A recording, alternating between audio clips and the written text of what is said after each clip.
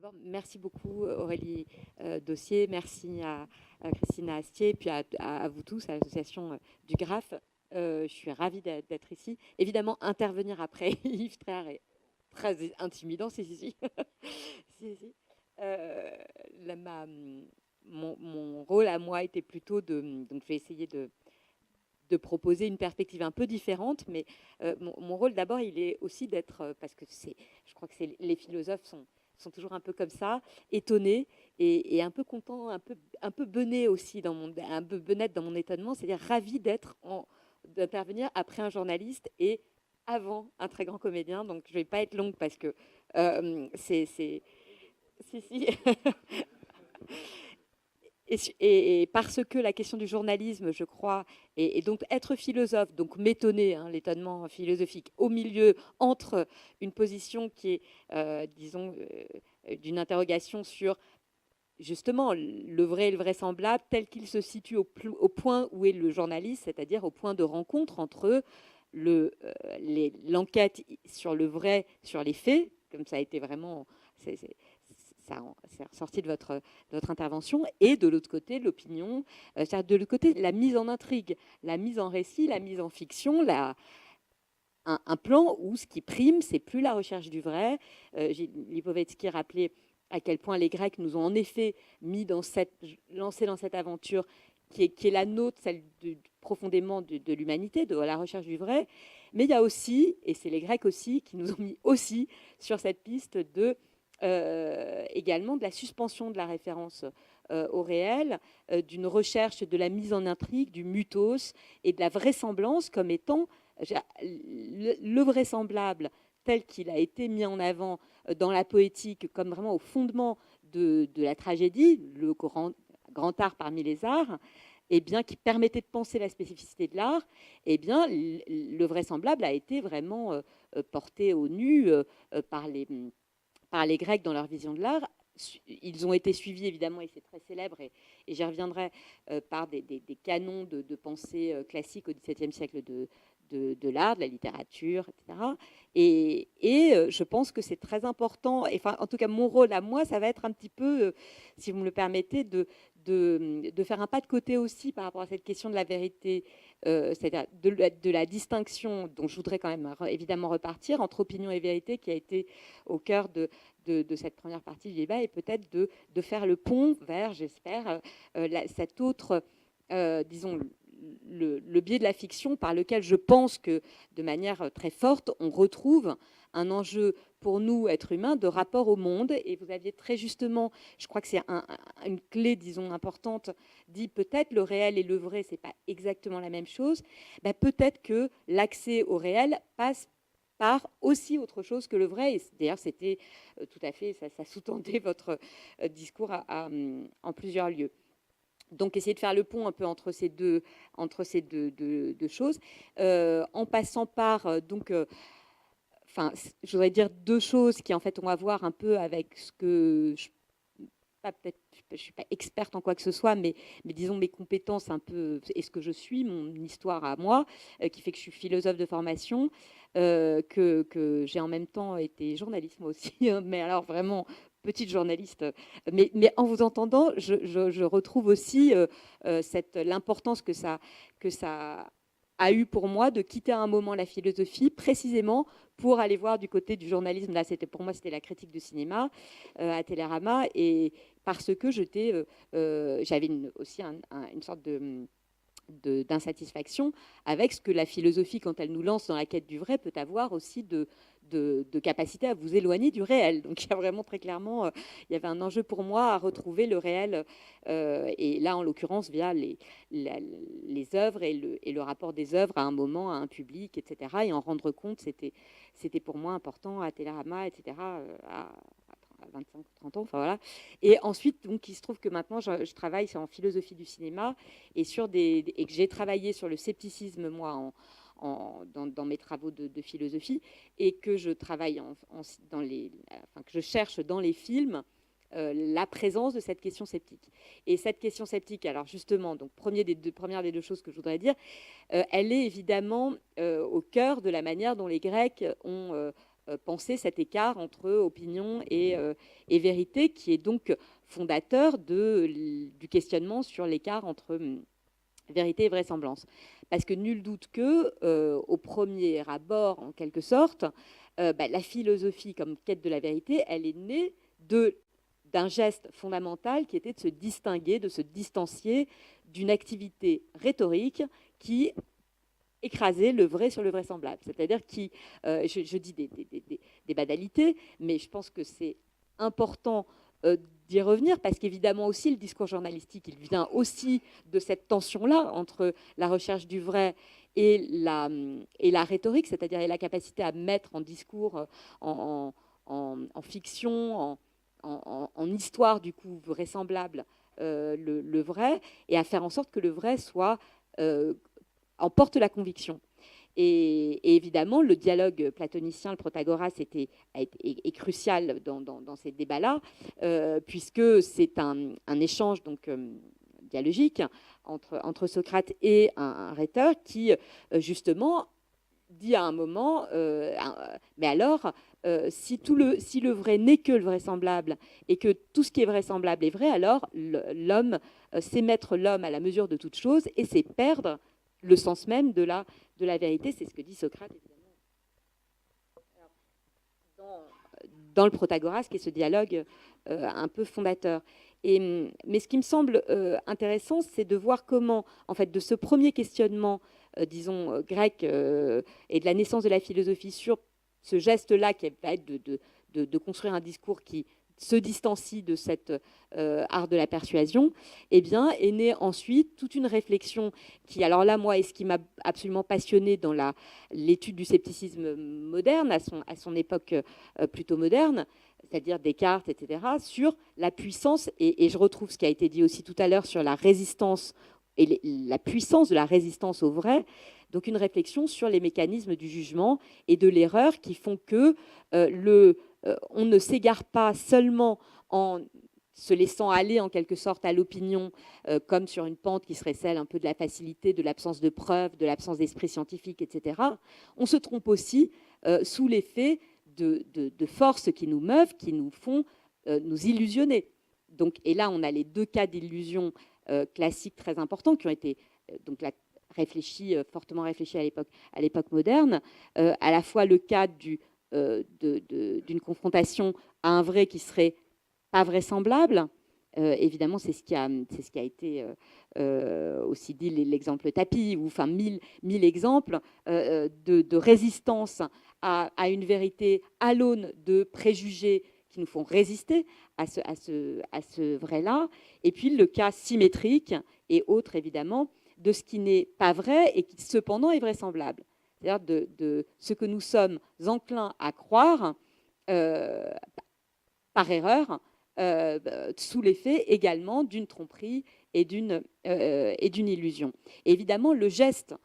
qui est le geste à la fois sceptique et fondationnel, en réalité, passionnant de la modernité philosophique, entre autres, on peut penser que c'est celui de Descartes, qui est d'utiliser cette force-là de tromperie au profit de la recherche de la vérité, au profit du geste philosophique, c'est-à-dire de faire du doute un instrument par lequel le philosophe va s'auto-décevoir lui-même, enfin, au sens anglais de deceive, s'auto-tromper, se faire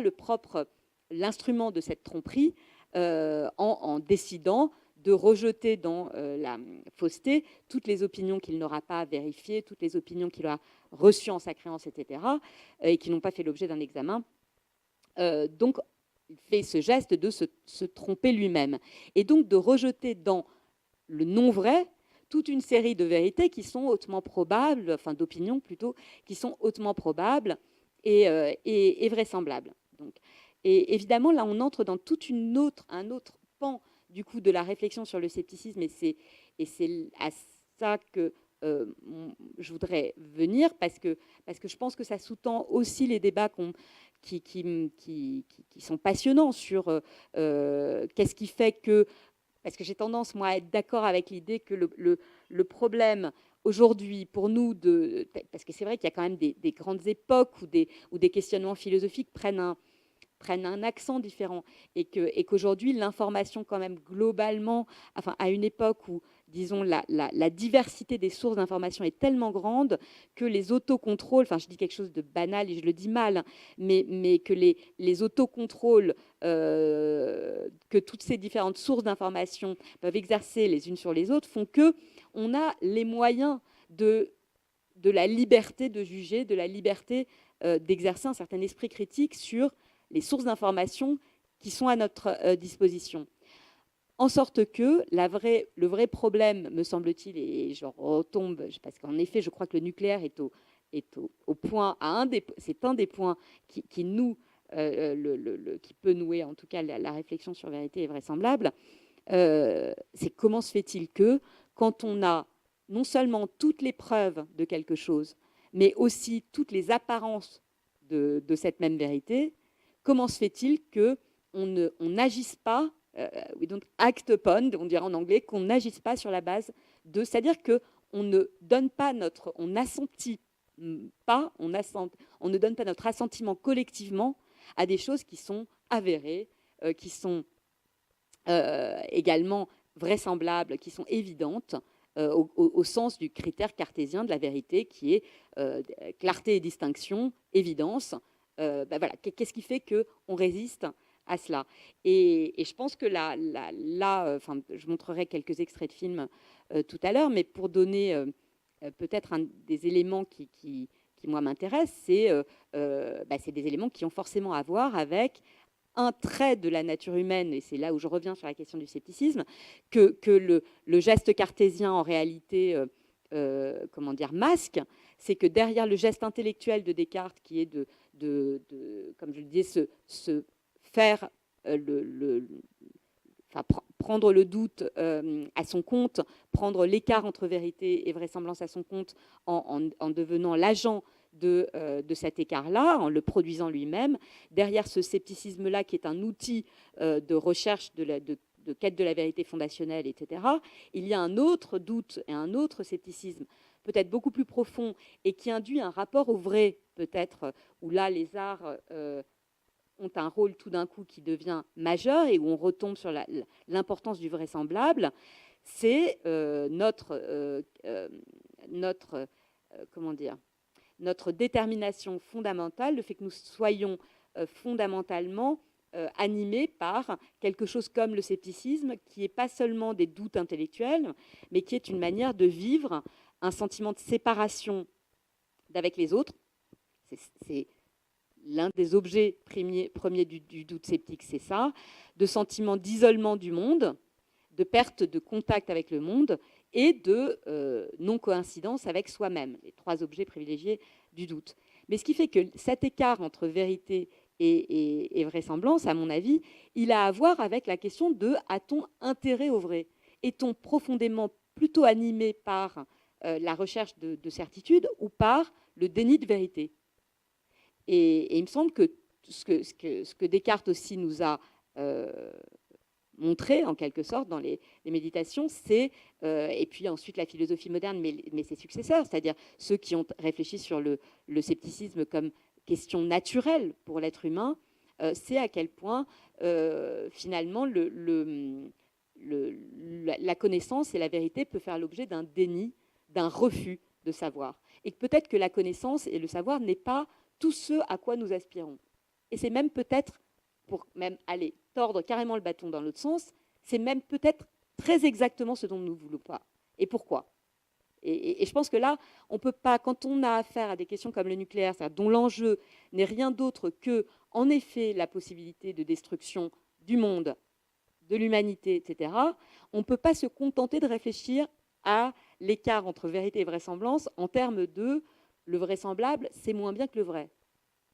À mon avis, pour caricaturer, à mon avis, on a besoin avec Gunther Anders ou avec beaucoup d'autres, de faire un pas supplémentaire qui est de se dire que peut-être que notre nature humaine nous projette dans des situations où on ne veut pas savoir, où on a beau avoir tous les éléments de savoir, y compris scientifiques, en main, on ne fait pas le geste collectivement de donner notre assentiment à cela. Donc là, c'est des questions politique. Et alors là, j'aimerais vous redonner la parole parce que du coup, je me demande le journalisme politique, parce que je pense qu'à l'aune de ces questions-là, en un sens, elles sont philosophiques, mais en un sens, elles sont très exactement celles auxquelles a affaire aussi le journaliste d'opinion quand il fait un éditorial le jour du 11 mars, célébration de Fukushima. La chance, je crois qu'il est resté le numéro du Figaro en haut, mais très gentiment, Yves Tréhard me le tendait tout à l'heure. Je pense que la question, c'est qu'est-ce qu'on titre, comme journaliste politique, qu'est-ce que vous faites comme éditorial un jour de célébration des 5 ans de Fukushima, vous voyez, ce qui est le cas aujourd'hui. Et je pense que c'est des questions voilà, qui nous concernent un peu collectivement. Alors, si vous avez, envie ou le temps que je vous montre 2-3 extraits de films, on va choisir, mais ensemble, je pense que c'est plutôt la partie Japon là, qui serait intéressante. Et j'avais 3 extraits de films qui disaient 3 types de choses en tête. Un premier qui est un film sur une campagne politique, campagne électorale qui a eu lieu au Japon en juin 2011. Donc en fait très très peu de temps, hein, 11 mars, juin, il s'était passé très peu de temps, dans la ville de Kawasaki, qui est à 50 km au sud de la ville de Fukushima, donc qui est un endroit qui a été totalement irradié, etc., qui a été très gravement pollué. Et dans cet endroit-là, il y a eu une campagne électorale et un cinéaste documentariste qui s'appelle Kazuhiro Soda, qui par ailleurs est polémiste et journaliste au sens 19e siècle du journalisme d'opinion. C'est très drôle que ce soit le même qui soit documentariste et comment dire, il est intellectuel, on dirait en quelque sorte. Il est éditorialiste au Japon. Et il a fait des tribunes antinucléaires très très violentes. Et au même moment, il a fait un film qui suivait la campagne électorale d'une sorte de Don Quichotte, un peu comme ça, très très loin du contexte politique, enfin de très très loin des autres candidats, qui était le seul à se lancer dans un discours antinucléaire à ce moment-là. Et le film se termine. Donc peut-être je vous montre juste la fin du film. De toute façon, c'est des très courts extraits, donc ça va pas être long. Du coup, je viens avec l'ordinateur. 今日も放射性物質が飛んでおります。いつもの2倍、だいたい 0.07 マイクロシーベルト飛んでいるということらしいんですけれども、私は今回なんで選挙に立ったか、原発のことが本当に気がかりでこのような形で立候補いたしました。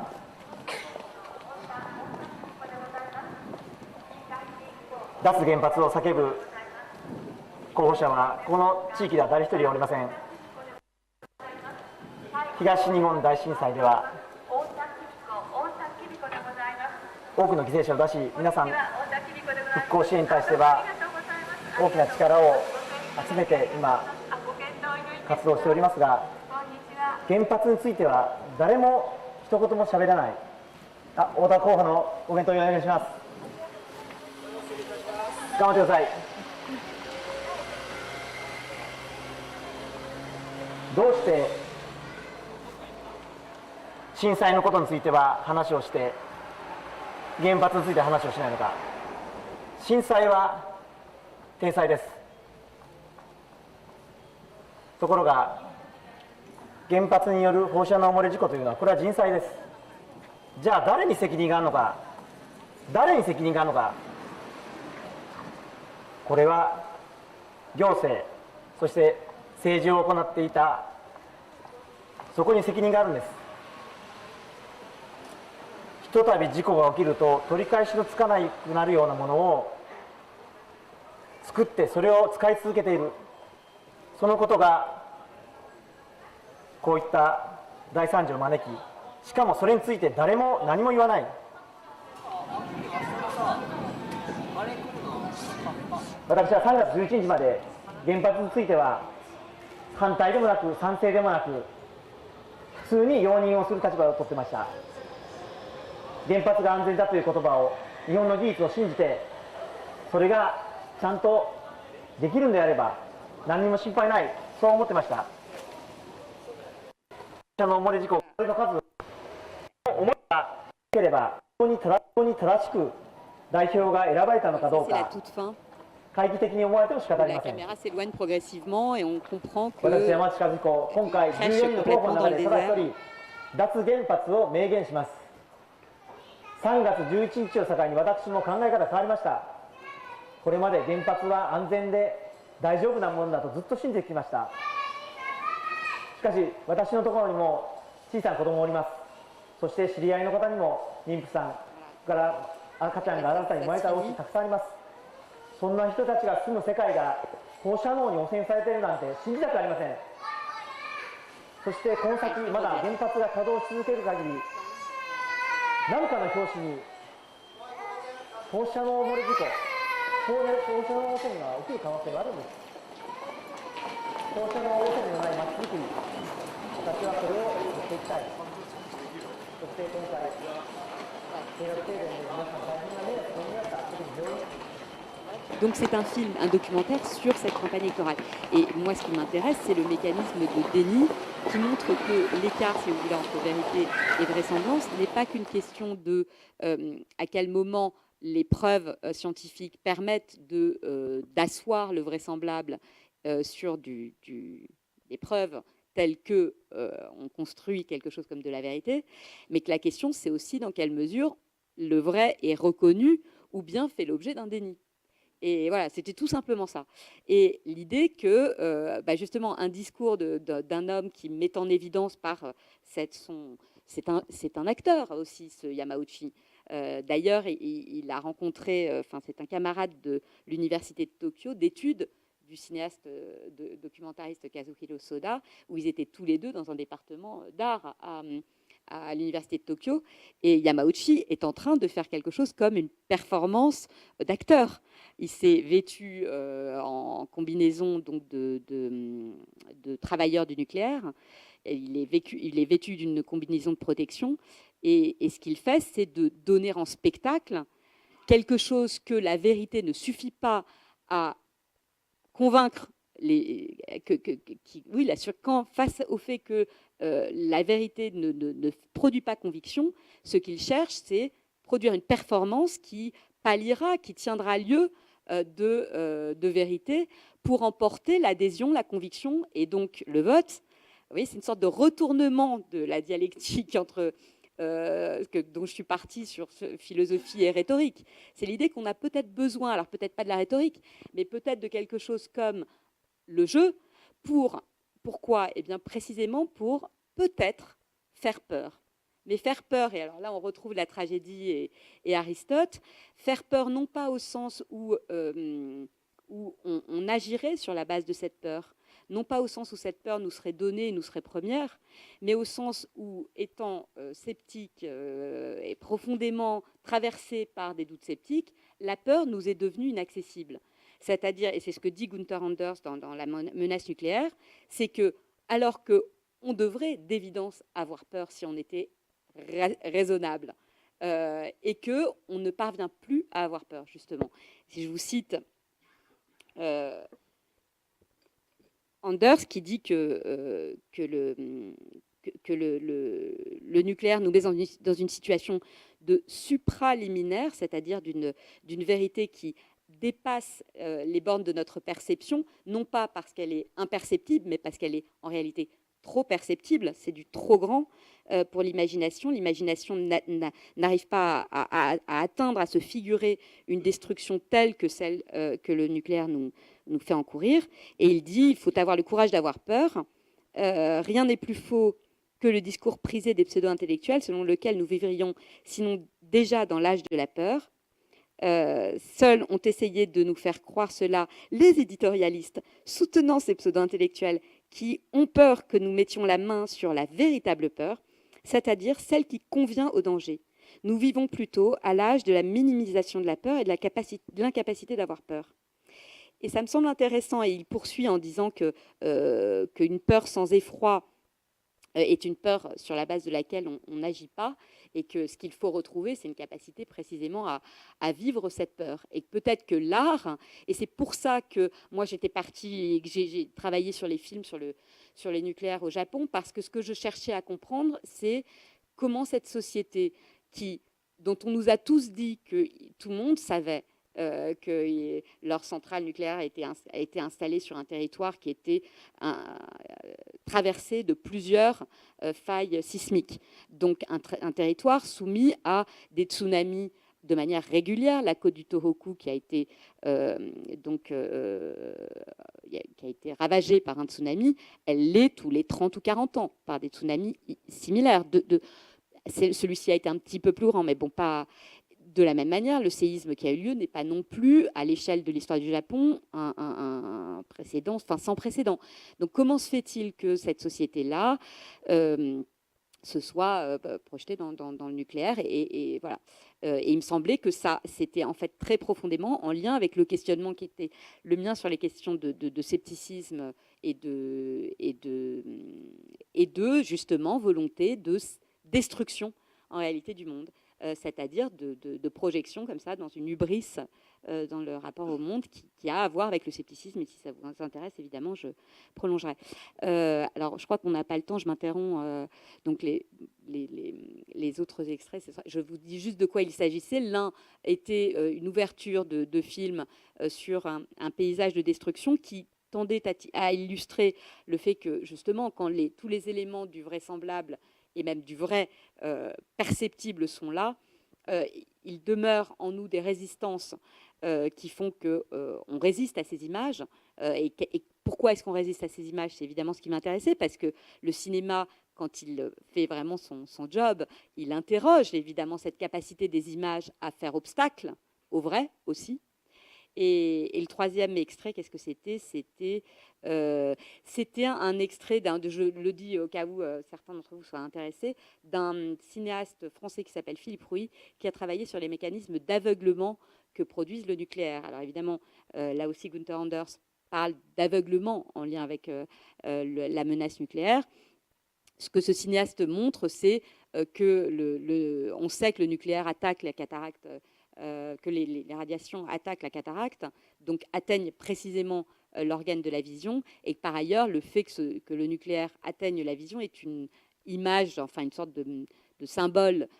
très, très évidemment passionnant de la manière dont il interroge notre rapport au vrai, justement, notre volonté de savoir, et à l'inverse, notre refus, notre déni de vérité. Voilà.